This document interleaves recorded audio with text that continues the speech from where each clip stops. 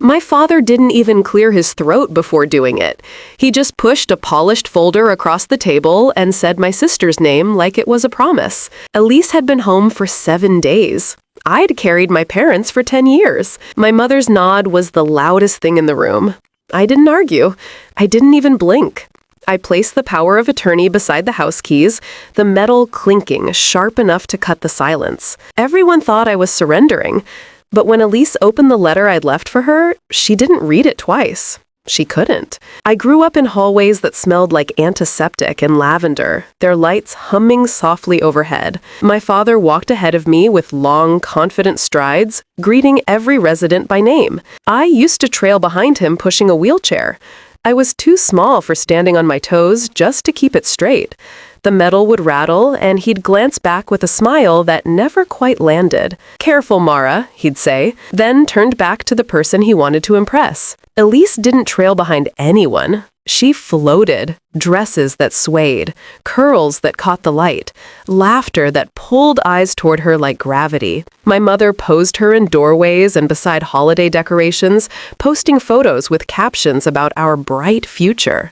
I sometimes appeared in the background of those pictures, half-cut, holding a clipboard or wiping a spill. No one noticed but me. Even as kids, the division felt rehearsed. Elise got the dance shoes, the summer camps, the weekend trips to unlock her potential. I got responsibility. Mara's independent, my parents told everyone, as if independence were something I was born with rather than shaped into. When Elise complained about her homework, they hired a tutor. When I brought home straight A's, my father nodded without looking up from his laptop. "Expected from you." There was one birthday I remember clearly. Elise's cake had sparklers, gold balloons, and a dozen relatives crowding around her. Mine, 2 months later, was a sheet cake from the grocery store, left on the kitchen counter, half frosted and already leaning. My mother kissed my cheek and reminded me to grab my work uniform before heading to the facility for an evening shift. I was 16. The shift wasn't required. The mortgage was. I didn't resent Elise then. She wasn't the one who set the rules. She simply thrived under them. But I learned early that wanting anything made me inconvenient. So I stopped wanting. I filled medication drawers, folded towels, helped residents write holiday cards. I became the girl who solved problems quietly, whose usefulness erased the need for praise. By the time I reached adulthood, the pattern had hardened. Elise left for the city to build a career in creative media, a dream my parents spoke of with reverence. When she called home, it was usually to ask for money. They always sent it. Meanwhile, my father fell ill, then my mother. The business faltered, staff left, regulations tightened. And the person they turned to was not the daughter they'd invested in. It was me. I signed the power of attorney on a vinyl hospital chair at 2 a.m, my mother nodding, as if this were inevitable.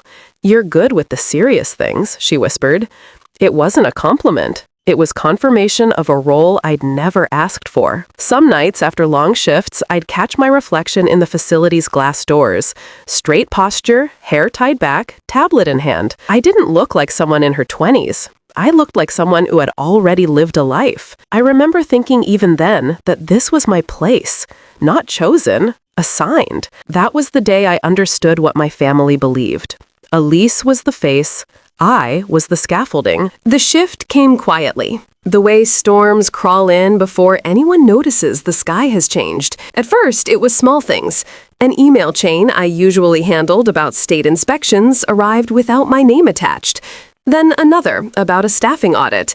Then a meeting scheduled at the office succession planning, one I only heard about because a nurse asked why I wasn't presenting the operational report.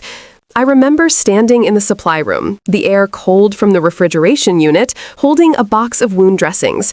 My phone buzzed. A photo from my mother, Elise, standing in front of the facility sign, smiling, her hair lifted by the wind. The caption, "Future Leadership." I stared at it long enough for the screen to dim. Another message followed, an invitation graphic, a family legacy celebration, gold lettering, a date, a location, no mention of my role, no consultation, just a card placed in my mailbox, like a formality. That evening, I walked into my parents' kitchen. The air smelled like roasted peppers. My father stood by the counter, speaking softly to Elise about vision ideas, the next decade. My mother leaned against the island, nodding. I waited for them to acknowledge me. They didn't. When my father finally noticed I was there, he offered a distracted smile. "Mara, don't worry about the administrative stuff right now. You've done enough heavy lifting. It's time for Elise to take on bigger responsibilities." The word bigger echoed. Elise stood with her arms crossed, a polite smile on her lips, as if she were preparing for a stage entrance rather than a job. I opened my mouth to speak, but nothing came. My fingers tightened around the edge of my tablet. My mother reached over, touched my wrist lightly. "You're good with the behind-the-scenes things," she said. "Let her shine." Behind the scenes? The phrase landed heavier than anything else. Later that night, I found another folder on the dining table. Financial projections drafted in Elise's handwriting. Numbers inaccurate, proposals impossible. Yet my parents had signed their initials in the corner. They had already decided. I sat down, the chair legs scraping softly against the floor. My breath steadied, thin but controlled. I looked at the papers again and felt something inside me settle, not break. I just smiled. I didn't react that night. I didn't argue or correct the numbers or remind them who had kept the system alive for a decade. I simply closed the folder, placed it back exactly where I found it, and walked upstairs. Each step felt steady, almost weightless, like I was leaving gravity behind. In my room, I sat on the edge of the bed. The walls were the same pale blue from my childhood, faded, familiar, indifferent. I kept my tablet beside me and let the dim screen glow across my hands. The house was quiet, except for Elise's laugh drifting up the staircase, airy and bright, as if she had already stepped into her new role. I opened a blank document. No headings, no emotion, just space. Then I began. The first entry was a timeline. 10 years, condensed into bullet points, medical emergencies, regulatory freezes, staffing shortages, the year we almost lost Medicaid support. Every crisis I stepped into because no one else knew how. The second entry was structural. Licenses, compliance standards, vendor contracts, hospital partnerships. I listed the names of every person who relied on the system, not the property, to function. The inspectors who trusted my reports, the physicians who approved our care protocols, the caseworkers who called me, not my parents, when families panicked. I didn't need to build a case. The case already existed. All I had to do was assemble it. The next morning, before sunrise, I drove across Savannah, the streets quiet and washed in a faint gray. I parked outside Dr. Colton's office. He was already awake, lights on, kettle steaming in the window. When he opened the door, he didn't ask why I was there. He simply stepped aside. His office smelled like cedar and old books, a place where truth arrived without theatrics. I placed my notes on the table. He read silently, glasses sliding down his nose, turning each page slowly, as if measuring weight rather than words. When he finished, he leaned back. "They're moving without you." I nodded. "And you're done asking to be seen." Another nod. He tapped the edge of my timeline. "You don't need revenge. You need structure." That afternoon, he called Miss Alden. She arrived with a leather portfolio under her arm and the kind of calm that comes from decades of navigating systems people underestimate. She reviewed everything I brought: contracts, emails, compliance logs, my power of attorney papers.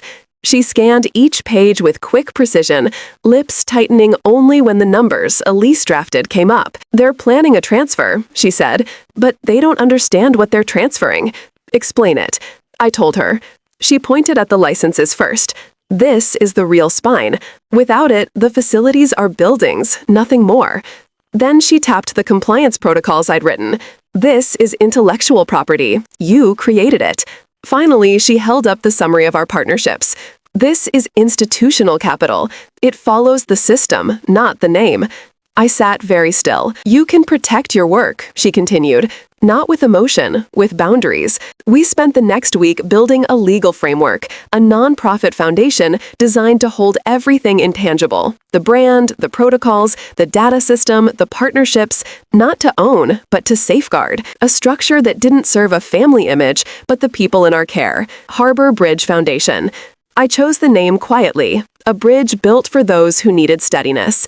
Under my authority as power of attorney, still fully valid, never rescinded, I executed each transfer with the precision of someone copying medication doses. Every document, signed, notarized, filed. My parents, believing it was routine administrative cleanup for their health and business stability, signed honorary advisory roles without reading the fine lines. No ownership, no control, just recognition for their name. When the work was done, I returned to operations as if nothing had changed, moved through hallways, checked logs, adjusted schedules. Staff greeted me with the quiet respect of people who remembered who had kept them afloat. Elise drifted through rooms with a notebook and a soft smile, offering color palette ideas for the website. My parents beamed every time she opened her mouth. The night before the legacy celebration, I sat alone in the small office tucked behind the nurse station. The fluorescent lights buzzed overhead. My tablet was open to one last document, a letter addressed to Elise. It wasn't angry or sharp. It wasn't an accusation. It was clarity. I wrote about what she was inheriting. A shell without the system. Responsibility without preparation. A title without the backbone beneath it. I explained the foundation not to shame her, but to prepare her for the truth. My parents refused to see. I ended with one line that felt like stepping out of a shadow.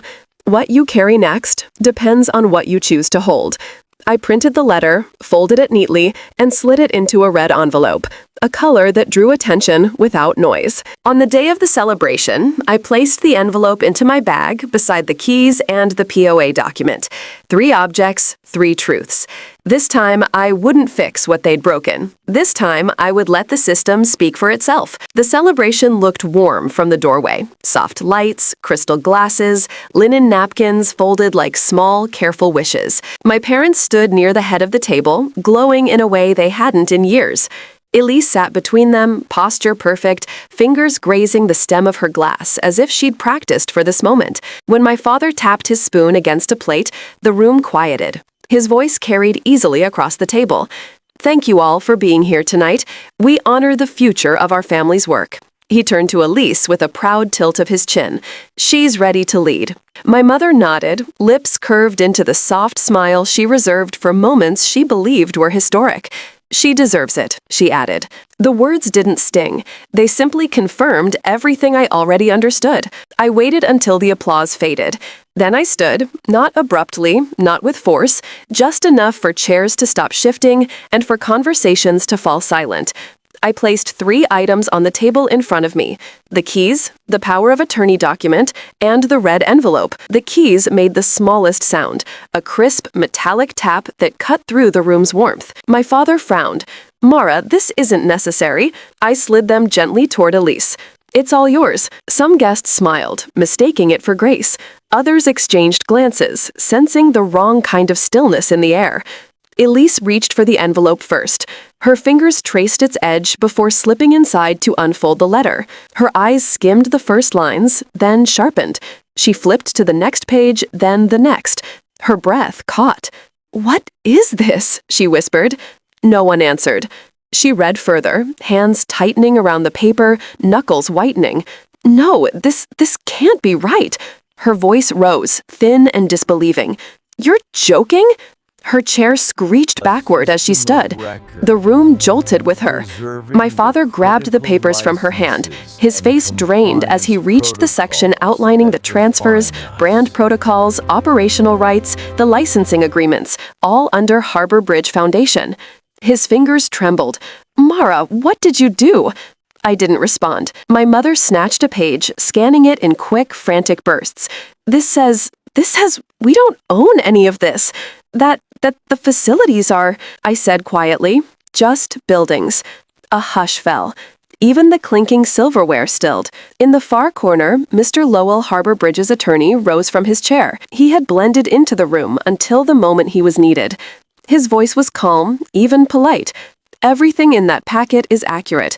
The transfers were executed 3 years ago, during the period when Miss Mara Lane held full legal authority to act on behalf of her parents." My father's voice cracked. "Without our consent?" "With your signatures," Lowell replied gently. "You both approved the documents at the time. We have medical verification and third-party oversight confirming the necessity." Elise looked from him to me, eyes wide, breath uneven. So, what did they just give me? Lowell folded his hands. 2 aging properties and the dead tied to them. Anything more would require certification from Harbor Bridge. Certification is contingent upon meeting the care standards Miss Lame designed. My mother shook her head. She can meet them. She can learn. Lowell lifted a single page. If staffing ratios drop, if safety protocols lapse, if any core process deviates by more than a small percentage, Harbor can revoke the license within 60 days. Without a license, the buildings cannot operate. My father's voice sank to a whisper. So we have nothing. I didn't correct him. They had exactly what they valued, appearance without structure. Elise sank back into her seat, the letter limp in her hands. The confident posture she'd carried all evening dissolved, shoulders folding inward. I thought I was taking over something real. I finally spoke. You were. The system, the responsibility, the work. You just never saw it. Lowell closed the folder. This arrangement protects the seniors, protects the staff. It is not punitive. It is structural. My parents stared at me as if seeing me for the first time, not as the daughter who carried them, but as the person who no longer would. I didn't offer comfort. I didn't raise my voice. I simply stepped back from the table, the room's silence following me out the door. The system would speak from here. I didn't sleep that night, not from guilt. There was nothing to feel guilty about, but because the house felt strangely quiet, without the weight of expectation pressing against the walls. My phone stayed dark on the nightstand. No alerts from staff. No late calls about medication errors. No reminders about inspections. The silence felt unfamiliar, like stepping into a room I didn't realize existed. By morning, the consequences had already begun to unfold. I saw them from a distance, not because I avoided them, but because I no longer belonged inside their orbit. The bank emails, the staff resignations, the compliance notices, none of it came to me. It all went exactly where responsibility had been placed. Still, I drove to the new Harbor Bridge Center before sunrise. The windows glowed a soft amber, reflecting the first light over the river. Inside, volunteers were setting up morning activities, their voices low and steady. Someone was tuning a piano in the recreation room. The notes drifted through the hallway, like a quiet reminder that life continued even when families didn't. I walked into my office. The room was small, almost plain, but the morning light softened everything. The edges of the desk, the muted colors on the wall, the stack of folders I'd left the night before. I set down my keys and exhaled slowly, the breath dropping into the space like a final weight being released. Later that week, I saw my parents in a Medicaid waiting room. They sat together, hands clasped, staring straight ahead. They didn't see me rock by. I didn't pause, not out of anger, but because there was nothing left to fix. A month later, during a site visit, I noticed Elise in one of the Allied facilities, pushing a resident's wheelchair. Her movements small and careful. She looked different without the spotlight. She didn't notice me. I let her have the moment. Some stories end with victory. Mine ended with space, clean, earned. For the first time, I wasn't carrying anything that wasn't mine. In the end, nothing dramatic followed. No shouting, no slammed doors, no final reckoning. Just a clean line drawn in quiet. Families fracture loudly, but boundaries settle like dust. Soft, inevitable, impossible to sweep away once you finally stop pretending you're the one holding everything up. Freedom didn't come from winning. It came from stepping aside without looking back. Sometimes the strongest thing you can say is nothing at all. And sometimes the silence that follows is the only truth that ever mattered. If this story stayed with you, stay close. More are coming.